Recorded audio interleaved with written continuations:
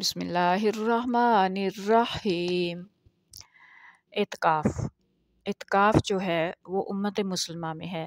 رسول کریم صلی اللہ علیہ وسلم نے بھی جب تک زندہ رہے اعتکاف کیا، اور اس کے بعد آپ صلی اللہ علیہ وسلم کے بعد آپ کے ازواج مطہرات نے اعتکاف کی عبادت کی، اور امت مسلمہ میں لاکھوں کروڑوں ہر مسلمان جو ہیں وہ عبادت میں ہر سال شامل ہوتے ہیں۔ تو کیا یہ حکم پہلی امتوں میں بھی تھا؟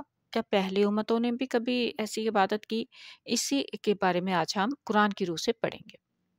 اعوذ باللہ من الشیطان الرجیم، بسم اللہ الرحمن الرحیم، رب اشرح لی صدری ویسر لی امری واحلل عقدۃ من لسانی یفقہوا قولی رب زدنی علما اللہم فقہنا فی الدین۔ جی، اعتکاف جو ہے وہ ہم سے پہلی امتوں نے بھی کیا۔ پہلی جو امتیں تھیں وہ اعتکاف میں بھی شامل تھیں، وہ رکوع میں بھی شامل تھیں، وہ سجود میں بھی شامل تھیں۔ یہ ساری عبادتیں جو ہم کر رہے ہیں، یہ عبادتیں پہلی امتوں نے بھی کی ہیں۔ تو قرآن پاک میں سورہ البقرہ میں ہے آیت نمبر 125 میں، اس کا ترجمہ ہم پڑھتے ہیں۔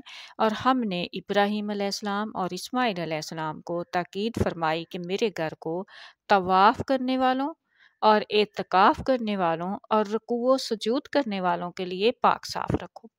تو یہاں پر ہمارے اوپر یہ بات ایک واضح ہو جاتی ہے کہ پچھلی امتیں رکوع بھی کرتی تھیں، سجدے بھی کرتی تھیں، اعتکاف بھی کرتی تھیں اور روزے بھی رکھتی تھیں۔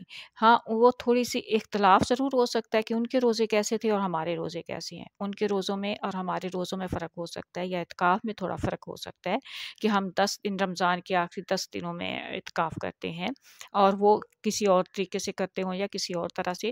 اعتکاف کا دراصل مقصد یہ ہے کہ سب سے الگ ہو کر اپنے اللہ کے ساتھ راز و نیاز کرنا، اللہ کی عبادت کرنا، اور بالکل اکیلے میں، تنہائی میں، اور اس سے اللہ تعالیٰ کی رضا تلاش کرنا، اور اللہ بھی اپنے بندے سے خوش ہوتا ہے۔